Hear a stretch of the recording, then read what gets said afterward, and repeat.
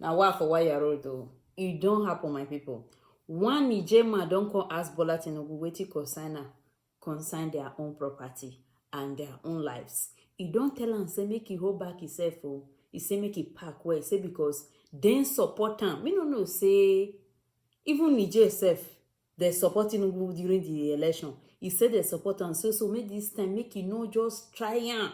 Mona see the video. Hey. He say make e no try am because if he try am, they go come for them. Hey, abeg o, abeg, Mona no come abeg, Mona still in her house. That was engaged by the government of the Nigerian state. I have a private military company that was engaged by the government of Nigerian state. And I've been doing the work for the Nigerian state. Private military companies exist all over the world. We have Blackwaters, we have Wagner, we have so many private military companies. They are not even new to Nigeria. The only thing new is that maybe a Nigerian is now providing the same services that South African and Belarusians and other people provided to fight Boko Haram. And we fought. We are fighting side by side with the Nigerian military in many places.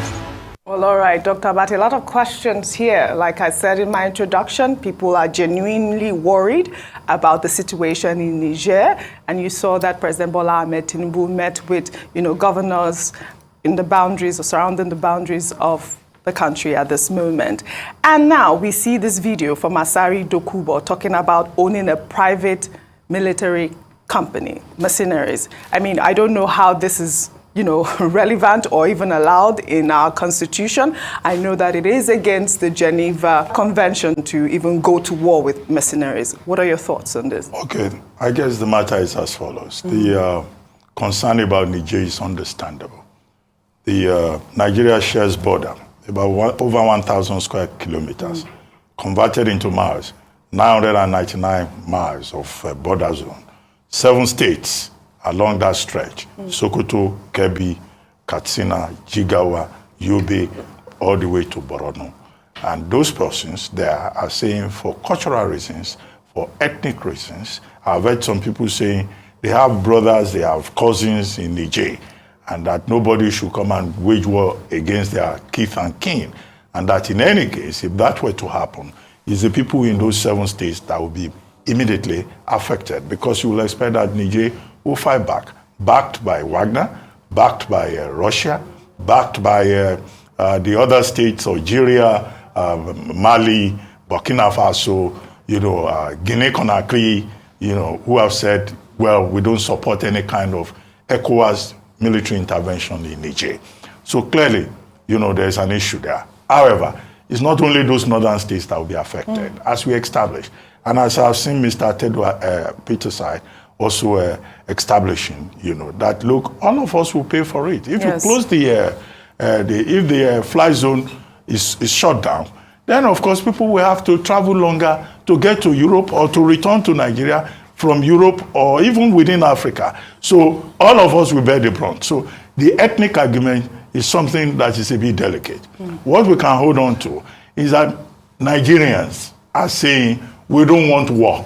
We have enough problem in Nigeria. Yes. Our president may be the leader of ECOWAS, but why don't we find other means of helping the people of Niger instead of starting a war, the end of which nobody can predict? So that is that about that. And that's why the Senate threw out the suggestion that they would need an approval, that the president needs approval to implement ECOWAS resolutions under, Section 5, Sub 4, of the 1999 Constitution. Now, the point about a private military company, also called private military contractors, also called private security guards and all of that, or private military contractors or private military firms. It's a major issue in international law. Yes. In 1989, the United Nations passed a resolution 44/34, which dealt with this engagement of private military contractors. But it became effective in 2001. And the debate was at two levels.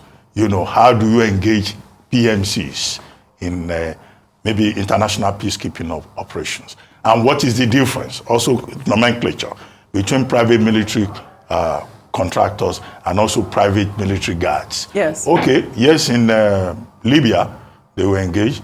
In Iraq, we heard about them. Okay, the example of Wagner has also been cited. Indeed, in 2014, Nigeria engaged some private military contractors, also known as mercenaries. But Nigeria was very careful.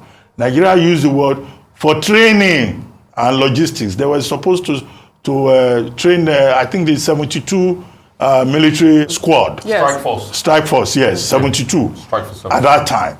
But then when President Buhari took over, he probably being a soldier, and knowing how controversial the engagement of private military contractors is internationally, Yes. decided to move from it, and he didn't Yes. continue with that operation. In 2014, the issue was Chibok girls. Yes. So that's the background. Therefore, Asari Dokubo to say that he runs a private military company, no, that would be an illegal company. Yes. It would be an illegal operation. If you look at the Nigerian constitution, only the police is given powers for internal security. If the police is overwhelmed, then you can bring in the military for limited intervention. Yes. Although some of us have complained about the danger in using military for security, internal security work. The third category is what they call private security guards. Those private security guards, they are recognized by law. They are, under the Ministry of Interior, and the Establishment Act of the National Security and Defense Corps allows the Civil Defense Corps to license those private security guards who can be deployed either for public or private purposes. So if he's saying he has a private military company, no, that is wrong. Yeah. Because Nigeria does not recognize that. But if he says he has a private security guard company, like all these people. But he says they work hand in hand with the Nigerian that would be an military, illegality. and they've been conducting, operations in different states. Maybe he's using the wrong nomenclature. In Nigeria. No. But even to say that it is considered unlawful, just for Nigerians that are even considering that option, it is considered unlawful under the Geneva Convention to even send mercenaries to war. So, I mean, I don't even think it should be something... when you go to Geneva Convention, you are even going far. Too far, As okay. recently as 2001, Yeah. I just said the resolution 44/34 of the UN raised issues. Right. So it's a major controversial Big issue. But we have over 1,100 private security guards.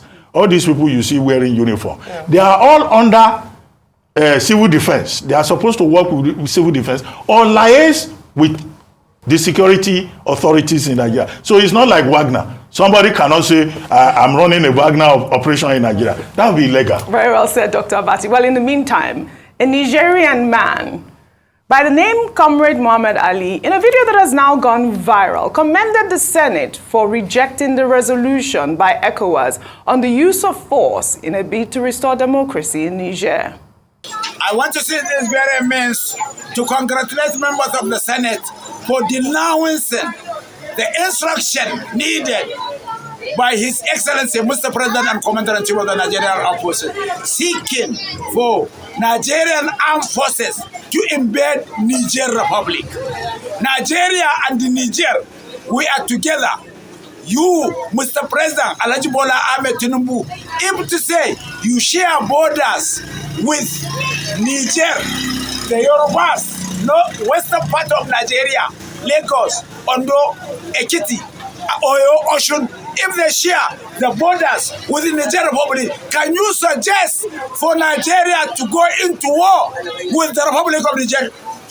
So don't play with our intelligence. We have voted for you tremendously, and we supported APC 100%. But now you wanted to reward us with bad. What concerns Nigeria with coup d'etat? How many coup d'etat took place in West Africa?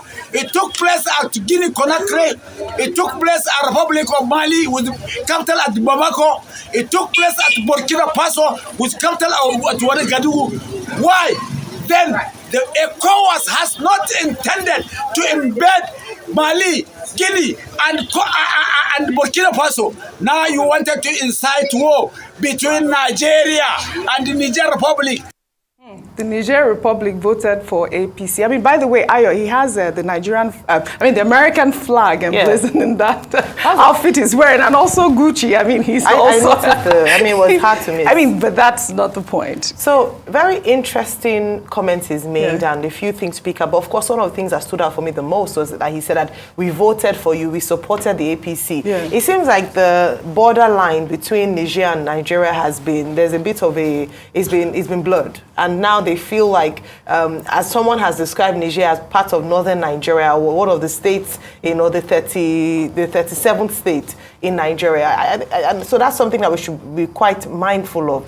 Yes, in terms of the relationship that Nigeria, particularly northern Nigeria, shares with Niger. However, and him talking about the fact that we've enjoyed cordial relationships, so why should you be coming to war? Why should you invade Niger? I think that conversation and decision lies with Nigeria and Nigerians. We might share a very similar name. We might share similar Nigerian, but that's where it ends. We are diplomatic brothers, or we have a diplomatic relationship, but it shouldn't be, he's not Nigerian. I think let's spell that out. Now, in terms of putting an ethnic slant to it is also a big challenge. And earlier today, we talked about that. And we said that if Nigeria does decide to go to war or apply military force in Niger, it would affect all of Nigeria. Yes. It's not just the northern. Yes, initially, the first states that would be affected would be the 7 northern states that border with Niger in Nigeria. But beyond that,